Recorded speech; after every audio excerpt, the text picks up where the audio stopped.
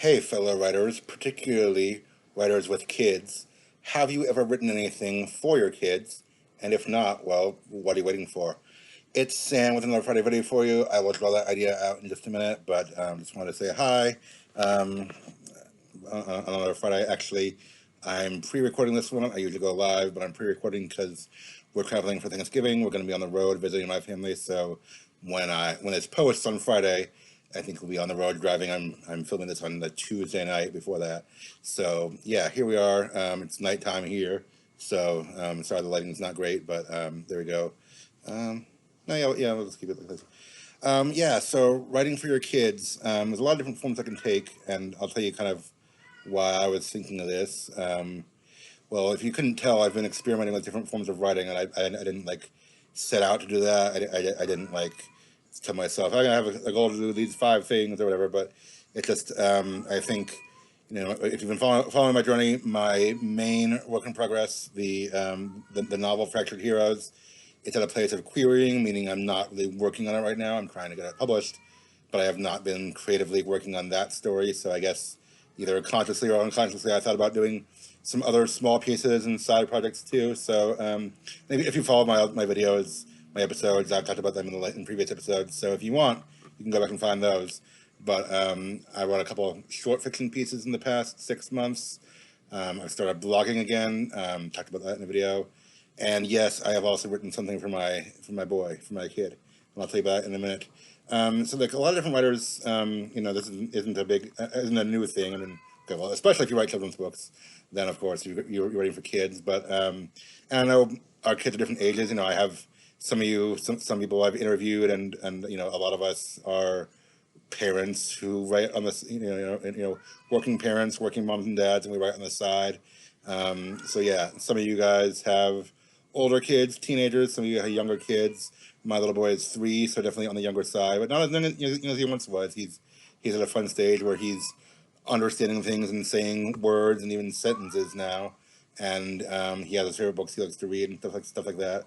So yeah, it's a fun stage. And I got to thinking. I mean, I did write a poem for his birthday last year. I realized I occasionally write poems, not all the time, but when the inspiration strikes me, I've written a number of love poems for my wife that I've shared, primarily only with her.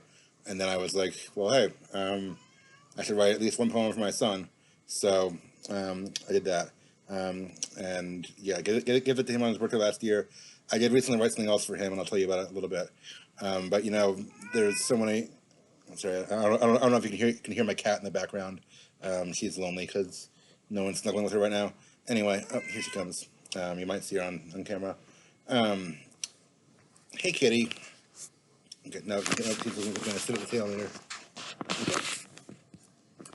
Yeah, slight interruption, but I figured most of you wouldn't mind seeing my cat join us. So, hello, kitty. This is Pengurbon, and that is a literary reference if you get it. If not, I don't have time to explain it right now. But go look up Pengurbon, and you'll find more than you want to know about white kitties of ancient lore. Anyway, so yeah, writing for your kids. Yeah, so we have kids of different ages, but it's a cool thing to do, I think, as a parent to write for them. I mean, obviously, well, the big example is Tolkien. And Tolkien wrote the Hobbit as a story for his kids. Hey, kitty. Okay. Don't mind the kitty. Yeah, Tolkien wrote the Hobbit as a story for his kids. Originally, and obviously turned into more than that, but it began as a story for his kids. And I've even heard some of my other writer friends. I've got my writers group I was going to a few years ago. Have a friend, shout out to Kelsey Shade if she's listening. But she's has a mom of 4 boys, and actually just adopted a girl, which was from another country, I think, which is pretty cool.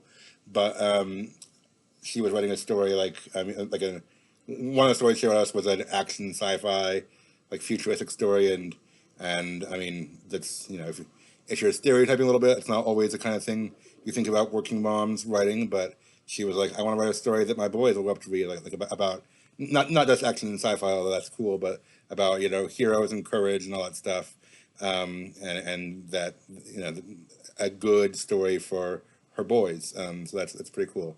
I mean, there's lots of good there's lots of stories out there already. I think there are, more than a few decent ones. More, if you're looking for something that's wholesome or inspiring to your kids or whatever, I think there's one of the few decent ones. But by all means, I mean, if that's what you're concerned about, write your kids a good story too. Write a story that you would want your kids to read. Um, so yeah, I started thinking about that, and there is a book that my son likes to read, and I'm going to show it to you. It's actually one my mom gave us, and it's this book. It's called "Because I Am Your Daddy" by Sherry North, and illustrated by Marcellus Hall. So I mean, obviously it's a kid's book. It's a cute little book. Um, it says things like, uh, if I was a pilot, I would fly you to your school. It's dad who has a little girl and I have a little boy. But that's okay. And if I was a slugger, I would look for you in the stands and hit the ball right to you. Things like that. And like, if I was a scientist, we would dig up ancient dinosaur bones together. All that stuff. So I read it to my boy, and he's been requesting this one. I mean, other ones too, but he likes this one a lot for whatever reason. Um, and then I said to him, like, well, if I was a writer, which obviously I am a writer, and I was like, well, since I'm not any of those things, what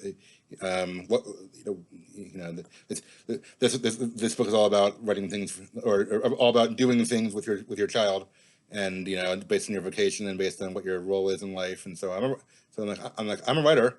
What can I do for my son? What can I do for him? So yeah, I started thinking about that. Um, I did write him a poem, but a poem in story or a story in poem form, and it's just one like I won't read it to you because it's a little on the long side, and I mean it's short enough for him, but it could be a children's book. Um, he's been saying he's scared at nighttime because of monsters and nightmares and things like that. So I wrote him a little story. We try to teach him things about not being afraid and how monsters aren't real and how we believe God is taking care of him and things like that. But so I read one of those story where he's Benjamin the Brave. That's his name, Benny, and he has these monsters coming to him at night, and he's always scared.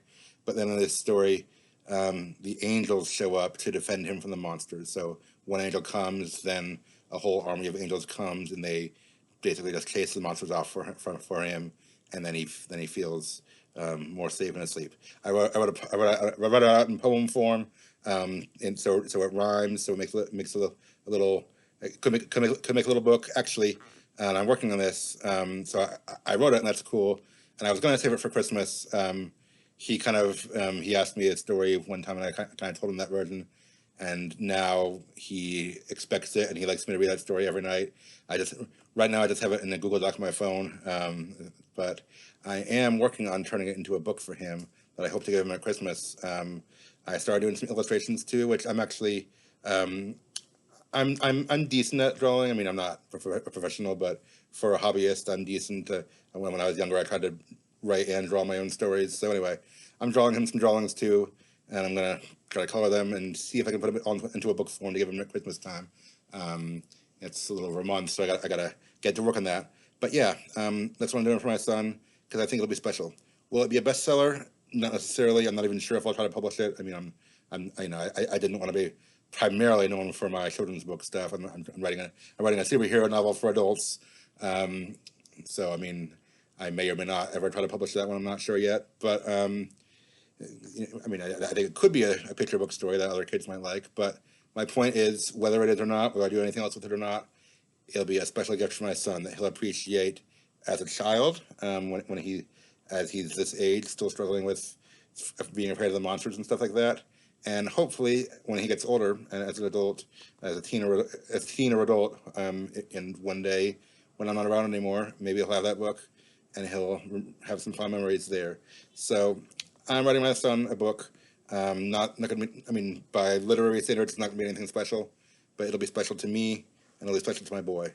And I encourage you, writers with parents, find some way to write something for your kid. Could be an epic novel, like one that would inspire them when they get older. Could be just a little short poem or story or something that you could put together yourself and just give them one day. There's all kinds of possibilities, but if you're a writer, Do something meaningful for your kids, especially now that the holidays are coming up. If you're a writer and a parent, do something meaningful for your kids. Write them a poem or a story or something that will mean something to them, and they'll treasure it hopefully for a long time. So that's one of the many forms of writing I've been working on lately, and just want to throw that out there and admonish you guys, encourage you guys to do the same, because I think your kids will really appreciate it, and hopefully you and them both get joy out of it. Okay, thanks everyone for listening. Happy Thanksgiving. Because I won't go on before then. Yeah, happy Thanksgiving. Go spend some time with your families and stop watching me. Stop listening to me. Thanks. Have a great week. Bye.